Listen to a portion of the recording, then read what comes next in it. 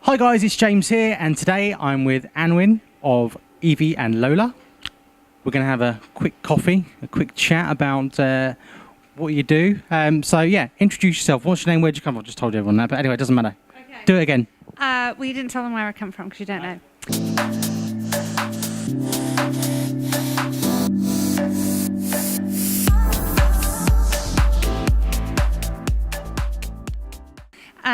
Okay, so I'm Anwyn from Evie and Lola.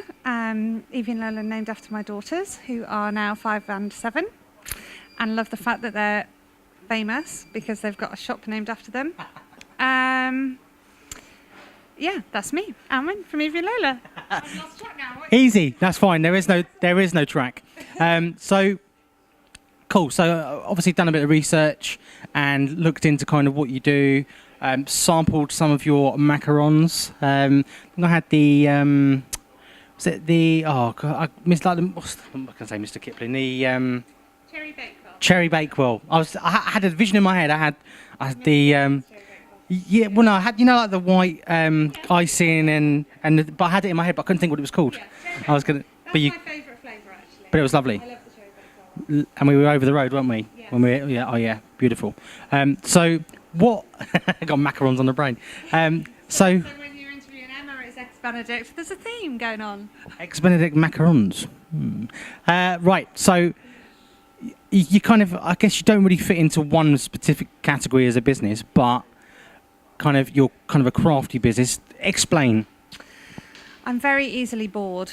So I need the kind of business that does lots of different things because I just, get fed up quite easily and change my mind a lot. So there's 3 things to my business, really. There's macarons. I make them, I sell them, I teach people to make them. There's craft workshops, which I've been running all around Bedford for the last couple of years in other people's places, including Emma at the Pavilion and Rachel from Rogan's Books. They were both really helpful to me in the beginning. And the third thing, which is new to this particular unit, is that I'll be,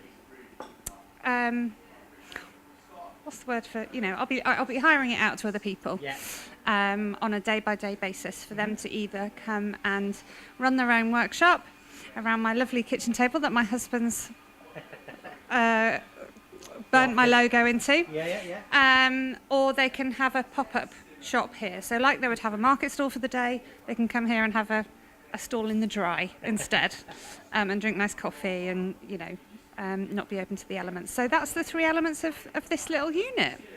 Cool. Okay. So just touching on, because I'm going to touch on all 3. So the third part. So let's say, for example, I am a blind, not blind person, but blind shop. I sell blinds. And I said, right, Anwyn, I don't want to quite get a shop yet. I'm running my business from home. Is that something I could do in here? Is there kind of a limit? No, exactly that. So there you are. No, exactly that. You could come along and you could rent it from anything from half a day upwards. So I've already got people that have booked in to hire for, say, the last Wednesday of every month, or some people have said, you know what, once I've lugged all my stuff there, I might as well have a couple of days on the trot. So I've got some people that are going to be here on a Friday and Saturday. I've got a company, Neat Homewares, brilliant brand. Check them out online. She's coming with her lovely range of stuff, and she'll be doing the Friday and Saturday. So exactly that. Whatever. As long as it doesn't compete with anybody else in the arcade, and as long as it's not illegal, you can come and sell it in my shop for the day. Yeah, or run your own workshop, or do whatever it is you want to do. That's cool. So crafting. I want to craft. What do you craft? Well, again, all kinds of things, because once I've taught something for a little while, I get bored and think of something else I can teach. So lots of people have come up to me and said, I want to make this, can you teach me? And I say, I've never made it myself yet, but let me go away and learn how to do it, and then I'll come back and teach you. So that's fine. So if you think of anything, come and let me know. Obviously, the macarons, really popular. Everybody wants to be able to make their own macarons. Paper flowers, which I don't have a picture of, but they're something that's really popular as well. And I did them on a whim, and then they're following me everywhere, the paper flowers. I do kids workshops, so I teach kids to make bath bombs, or kind of, I'm not wearing any of my things or anything, little sort of crystal bracelets where they get to choose. I talk to them about the crystals, and they understand kind of what crystals are for confidence or for prosperity or for, you know, not arguing with your sister or whatever. So yeah, a bit of everything. I've gone into schools doing sewing workshops, just beginner sewing. So yeah, kids and grown-ups, love it. Kids parties, all of it. I just like teaching people to make things, basically. Cool. Okay, so we've done crafting. We've done. Oh, there's a table. The hiring out of the place. Yeah. So then the third and final piece of the jigsaw, the macarons. Let's talk macarons. They are the star of the show, aren't they, really? Maybe.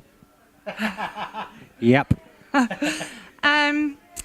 So I started off, I was running my craft workshops, and all of my workshops include a drink and some sugary stuff. So preferably, I started off doing evening workshops with wine and cake. In the daytime, you know, flexible on the wine, but always includes refreshments. And I started off bringing macarons that I'd made just as the cake option. And then people started saying, why don't you teach people to make these? And I kind of went, I'm not sure, I'm not really professionally trained or anything. But I had a few practices with friends, and they loved it. So I started running those macaron workshops, really popular. And I'm really not very clever with my own ideas. It all comes from other people's ideas. So I've been running the macaron workshops for about a year.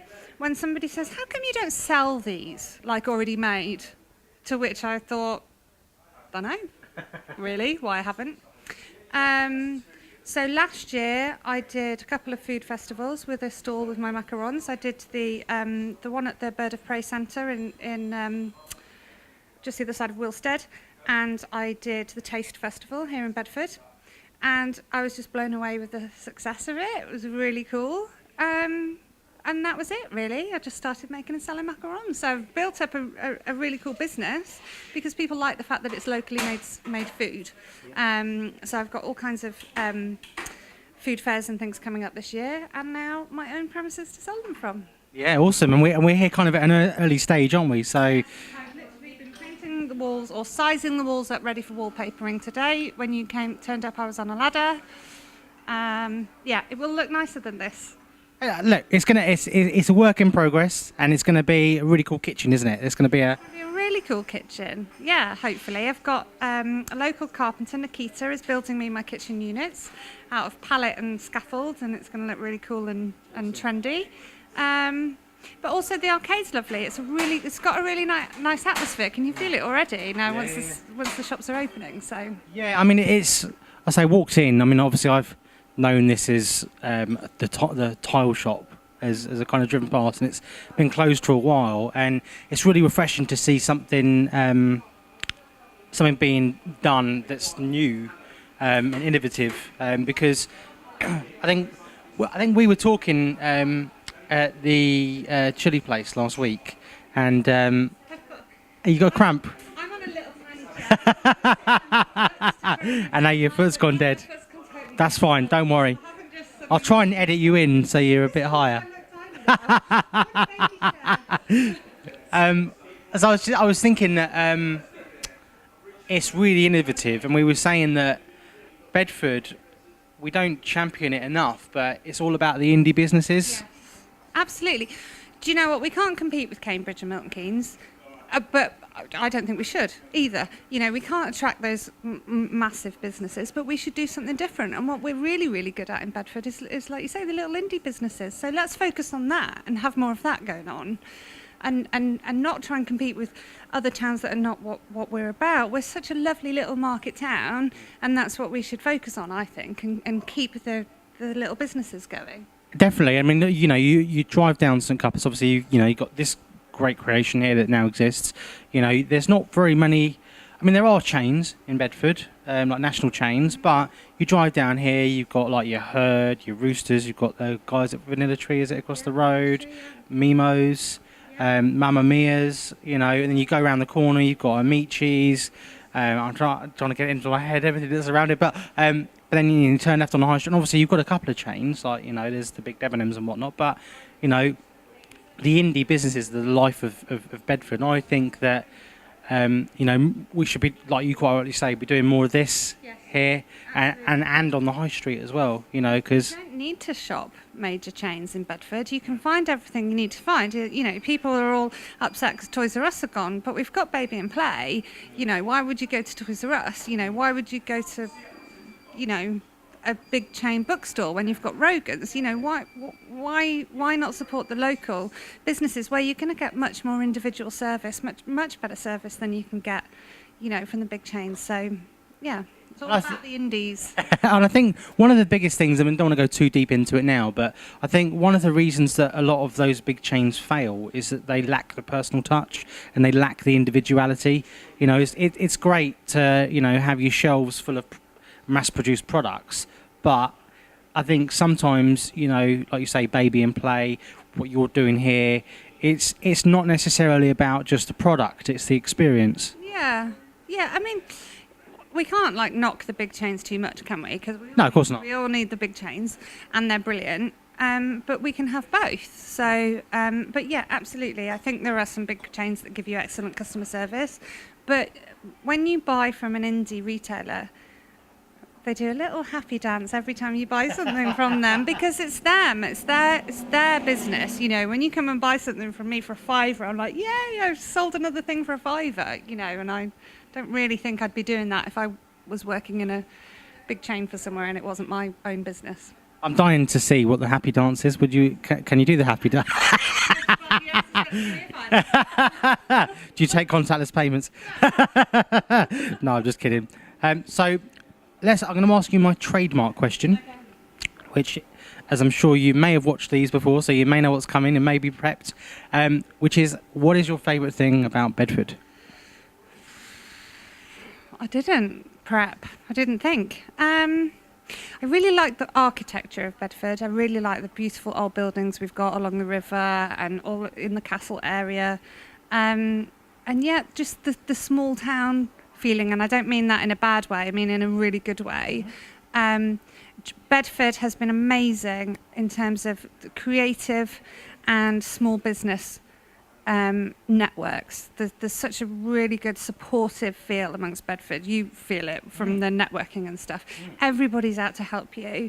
No end of Bedford businesses have helped me to get here. I mean, you were saying about you starting your business. I started this on 20 quid. And Emma Garrett at the Pavilion let me run a workshop there. And I've only got here because other businesses in Bedford have really helped me. So that's it. It's the supportive kind of network in Bedford that's my favourite thing. And do you know what? That's something that's come up quite a bit in some of the other videos. Is that, you know, people have talked about maybe the embankment, maybe, you know, that, like you say, architecture. But one of the things that comes up again and again is the community spirit.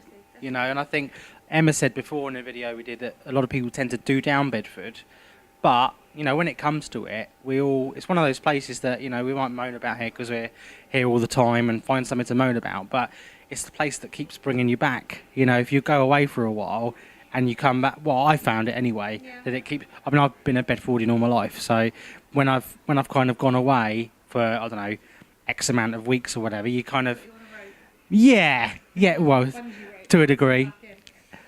So I've got a different perspective because I'm not from Bedford.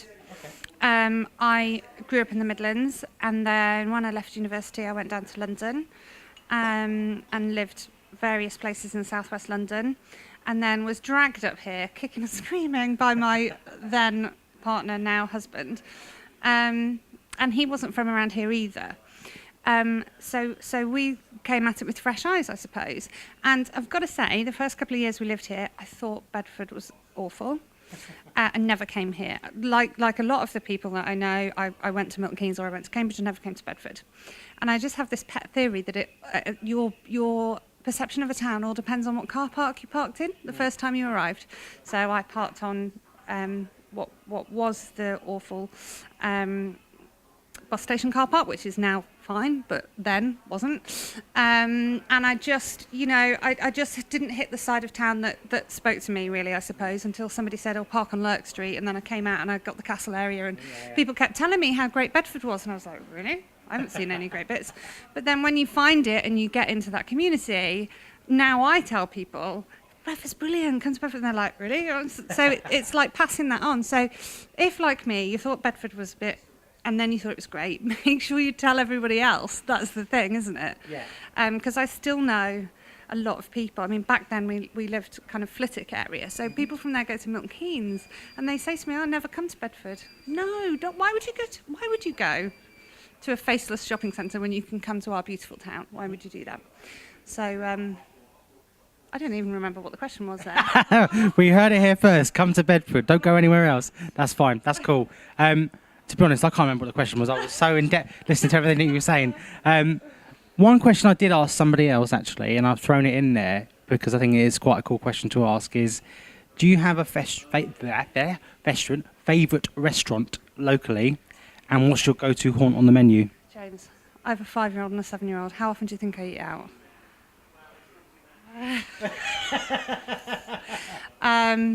So we have a really good, I live in Wixham's, we have a really good restaurant in Wixham's. I'm going to shout out for the small businesses just outside of Bedford. Portugallo's is a brilliant Portuguese restaurant. Chicken, they do an excellent paella, which is a mixed meat platter that my kids just love. So they're our favourite, but probably by virtue of the fact that they're a 2-minute walk away from my house and I can have a glass of wine. Other than that, can't remember the last time I went out. No.